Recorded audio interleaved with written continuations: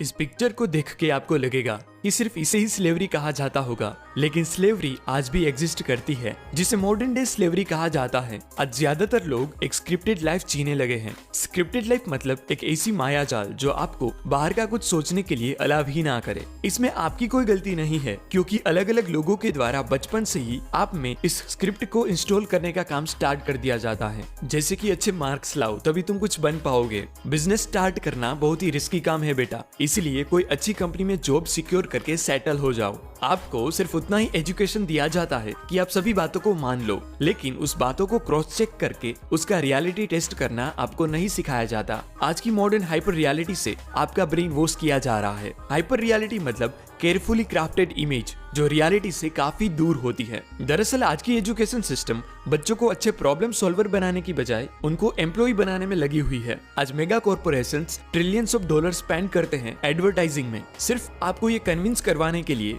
कि अगर आप खुशियां चाहते हो तो कुछ भी करके बस उनकी प्रोडक्ट खरीद लो और माइंडलेसली कंजप्शन किए जाओ। और मीडिया कंपनीज न्यूज, मूवीज और वेब सीरीज के जरिए हर एक सेकेंड बस आपका अटेंशन चाहती है, जिससे वो ज्यादा पैसे अर्न कर सके। मतलब सब लोग आपको उनकी ओर खींच के आपका एक प्रोडक्ट की तरह यूज करना चाहते हैं। आपको बताया जाता है कि सैटरडे और संडे को वर्क नहीं करना चाहिए क्योंकि वो हॉलीडे है। अब आप थोड़ा सोचो कि सभी डेज सेम ही होते हैं, उसे संडे, मंडे और फ्राइडे जैसे नाम हमने ही दिए हैं। आज चारों ओर से आपको एक मॉडल मतलब mediocre, obedient, dependent, entertained and lifeless citizen बनाने की कोशिश की जा रही है। पर अगर आप ये स्क्रिप्टेड लाइफ से बच के फ्रीडम से अपनी जिंदगी जीना चाहते हो तो ये वीडियो आपको पूरा देखना चाहिए, क्योंकि आज मैं एमजे डिमार्को की सेकंड बुक अनस्क्रिप्टेड में से 4 ऐसे प्रिंसिपल्स बताने वाला हूँ जो आपको स्क्रिप्टेड लाइफ से बचाकर अनस्क्रिप्टेड बनने में हेल्प करेंगे, जिससे आप और बेहतर जिंदगी जी सके। First principle is become a producer not a consumer. 1926 में वर्ल्ड्स वर्क मैगजीन के द्वारा एक बहुत ही बड़े बिजनेसमैन का एक इंटरव्यू पब्लिश किया गया, जिसमें उनसे पूछा गया कि क्यों आपने अपने वर्कर्स को सेम सैलरी देते हुए भी सैटरडे और संडे 2 दिनों के लिए छुट्टी देना स्टार्ट किया। तब वो इंडस्ट्रियल टाइटन ने कहा कि consumption powers the scripted mechanism. उन्होंने कहा कि वर्कर्स ही सब कुछ बनाते हैं और यही लोग उसे कंज्यूम भी करते हैं। ज्यादा छुट्टी देने से ये लोग ज्यादा कपड़े, ज्यादा फूड वेराइटीज, फैसिलिटी और सर्विसेज ट्राई करेंगे, जिससे कंजप्शन बढ़ेगा और उस कंजप्शन को पूरा करने के लिए हम उनसे ही ज्यादा प्रोडक्शन करवाएंगे, जिससे हमारा प्रॉफिट बढ़ेगा और ये लोग इस सिस्टम में फंसते जाएंगे और हमारे लिए ही काम करते रहेंगे। अगर आपको कोई एक्सपेंसिव स्मार्टफोन खरीदने के लिए आपकी 1 महीने की सैलरी खर्च करनी पड़ती है तो याद रखें वो 1 महीने तक आपने खुद के लिए नहीं लेकिन उस स्मार्टफोन कंपनी के लिए काम किया होता है। और अगर आप इस ट्रैप से बचना चाहते हो तो आपको अपनी साइड बदलनी पड़ेगी और माइंडलेस कंज्यूमर से प्रोड्यूसर बनना पड़ेगा। जैसे कि दिन भर दूसरों की एडवर्टाइज देख के उनकी प्रोडक्ट खरीदने की बजाय खुद कुछ प्रोड्यूस करो। आपने खरीदी हुई चीजों को स्टडी करो, उसके पैकेजिंग को देखो, कंपनी ने कैसे उस प्रोडक्ट को आपके सामने प्रेजेंट किया, वो सभी छोटी छोटी बातों को नोटिस करो और अपने कंज्यूमर के ग्लासेस उतार के दुनिया को एक प्रोड्यूसर के नजरिए से देखो। अगर आप कंज्यूम कम करोगे तो आपके पास प्रोड्यूस करने का बहुत टाइम बचेगा। एक बहुत ही अच्छी कहावत है कि in a gold rush don't dig for gold, sell shovels. मतलब जब पूरी दुनिया सोने की खुदाई करना चाहती हो तब आप सोने की खुदाई करने की बजाय वो सामान बेचो जो खुदाई करने में यूज हो गए। कई लोग शिकायत करते हैं कि डॉक्टर्स से ज्यादा पैसे स्पोर्ट प्लेयर्स अर्न करते हैं, तब वो लॉ ऑफ अफेक्शन के बारे में नहीं जानते होते। लॉ ऑफ अफेक्शन मतलब जितने ज्यादा लोगों को आप पॉजिटिव वे में अफेक्ट करोगे उतने ही ज्यादा पैसे आप अर्न कर पाओगे।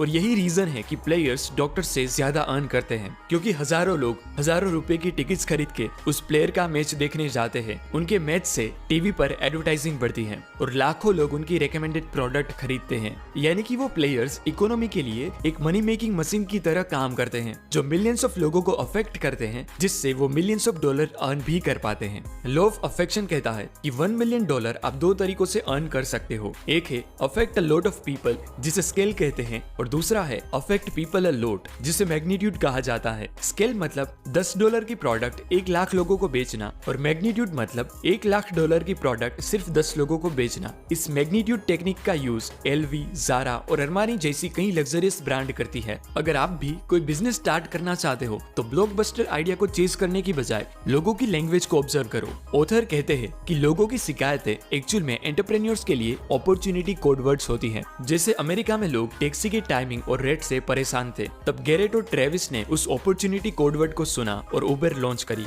जब भी लोग बोले कि शायद कुछ ऐसा होता तो अच्छा होता या मुझे ये काम बिल्कुल भी पसंद नहीं है, तब आप उस बातों को ध्यान से सुने, क्योंकि आप लॉयर, मैकेनिक या एक्सपर्ट को ही देख लीजिए। सभी बिजनेसेस तभी एग्जिस्ट करते हैं जब कोई काम करना किसी के लिए मुश्किल हो और वही काम किसी के लिए आसान। मैंने भी लोगों को शिकायत करते सुना है कि उनको बुक से नई नई बातें सीखना पसंद तो है, पर उनके पास टाइम नहीं होता या वो फुल कंसंट्रेशन से देर तक रीड नहीं कर पाते, और वही काम मेरे लिए आसान है। तो मैंने बुक समरी प्रोड्यूस करना स्टार्ट किया। अब कुछ प्रोड्यूस करने में आपको जो प्रॉब्लम आएगी उसका सॉल्यूशन है ये सेकंड प्रिंसिपल, जो है don't chase events, follow the process. जो भी टॉप परफॉर्मेंस आप स्टेज पर या स्क्रीन पर देखते हो वो कई घंटों तक पर्दे के पीछे की हुई डेलिब्रेट प्रैक्टिस का एंड रिजल्ट होता है। स्क्रिप्टेड लाइफ जीने वाले लोगों को अक्सर लगता है कि कोई एक्टर अचानक से ब्लॉकबस्टर मूवी बना देता होगा। वो मानते हैं कि कुछ यंगस्टर्स मोबाइल ऐप बनाते हैं जो अचानक से $multi-million कंपनी बन जाती है, लेकिन एक्चुअल में ऐसा नहीं होता। हर एक बड़ी इवेंट के पीछे एक बहुत ही लंबी प्रोसेस छुपी हुई होती है जो ज्यादातर लोगों को अक्सर नहीं दिखती,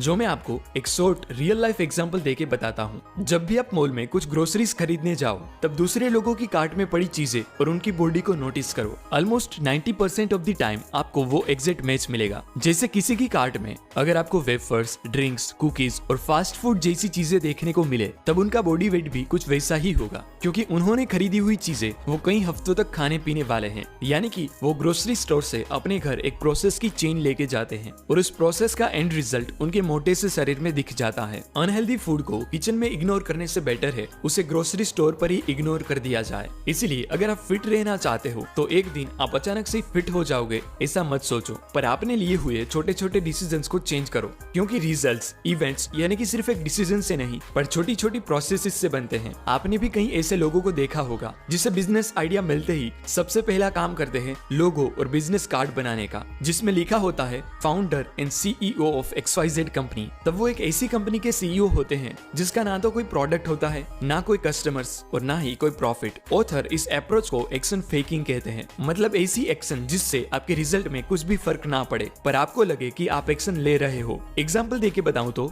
जिम ज्वाइन करने से पहले ही नाइकी के शूज खरीदना एक्शन फेकिंग है, पर आपके पास जो भी शूज और क्लॉथ्स अवेलेबल हो उसे यूज करके रेगुलरली जिम जाना स्टार्ट करना एक्चुअल में एक्शन टेकिंग है। एक्शन फेकर की वजह से ही हर साल जनवरी में नए चेहरे जिम ज्वाइन करते हैं और मार्च आने तक गायब भी हो जाते हैं। इसीलिए आपको एक्शन फेकर नहीं एक्शन टेकर बनना है, क्योंकि आइडिया का ओनर वो नहीं है जो सबसे पहले उसे इमेजिन करता है, पर वो है जो उस आइडिया को सबसे पहले एग्जीक्यूट करे। जिसका बेस्ट एग्जांपल है इलोन मस्क, क्योंकि दुनिया क्लीन एनर्जी, इलेक्ट्रिक कार और ट्रक की बातें करती रही और इलोन मस्क ने उसे बना के दुनिया के सामने प्रेजेंट भी कर दिया, क्योंकि इलोन मानते हैं कि लोग बस उनके प्रॉब्लम का बेस्ट सॉल्यूशन चाहते हैं। उनको आपकी डिग्रियां, मार्क्स और अवार्ड से कोई फर्क नहीं पड़ता। इसीलिए मैटर करता है तो सिर्फ आपका आउटपुट और कुछ नहीं, पर वो डिजायर्ड आउटपुट पाने के लिए आपको प्रोसेस को फॉलो करना ही पड़ेगा, क्योंकि अमेज़न की शुरुआत भी सिर्फ एक लाइन की कोडिंग से हुई थी और हैरी पॉटर की बुक सीरीज भी एक पैराग्राफ लिखने से ही स्टार्ट हुई थी। Third principal is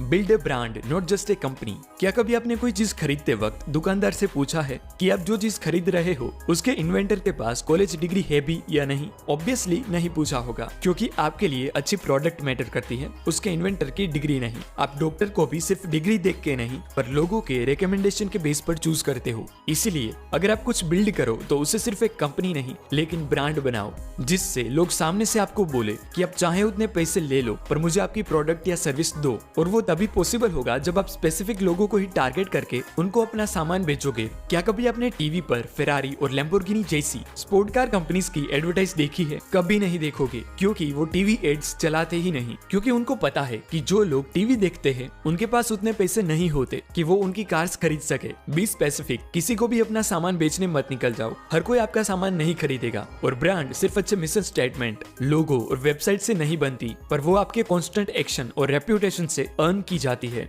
fourth principle is graduation is not the end of the education. बहुत सारे लोग ग्रेजुएट होने के बाद रीडिंग करते ही नहीं, उनको लगता है कि ग्रेजुएशन मतलब एजुकेशन का एंड, लेकिन ऐसा नहीं है। एक्चुअल में ग्रेजुएशन के बाद ही आपका रियल एजुकेशन स्टार्ट होता है कि इतने साल आपने जो कुछ सीखा उसे अब आप कैसे यूज करोगे। ग्रेजुएट होने के बाद भी आपको सीखते रहना चाहिए। आपको कुछ सीखने के लिए जो कुछ भी इंफॉर्मेशन चाहिए वो इंटरनेट पर अवेलेबल है, बस आपको स्टेप बाय स्टेप कौन से प्रॉब्लम का सोल्यूशन चाहिए वो प्रायोरिटाइज करना करना है। जब लोग रीडिंग स्टार्ट करते हैं तो उनको एक क्वेश्चन होता है कि कौन सी बुक रीड करनी चाहिए, तो उसका आंसर है आपको वो बुक्स रीड करनी चाहिए जो आपके अभी के प्रॉब्लम का बेस्ट सॉल्यूशन दे। मतलब अगर आपके पास एक भी पैसा ना हो तो इन्वेस्टिंग से रिलेटेड बुक्स रीड करना वेस्ट ऑफ टाइम होगा। उसकी बजाय पहले आपको ऐसी बुक रीड करनी चाहिए जो आपको कोई स्किल सिखाए जिससे आपकी अर्निंग बढ़े। अगर अभी आप स्टूडेंट हो तो पहले सेल्फ डिसिप्लिन और हैबिट बिल्डिंग पर ध्यान दो। इन्वेस्ट करना दूसरी बात है। अब अनस्क्रिप्टेड में से मैंने सीखे ये चारों प्रिंसिपल्स की स्क्रीनशॉट समरी बताऊं तो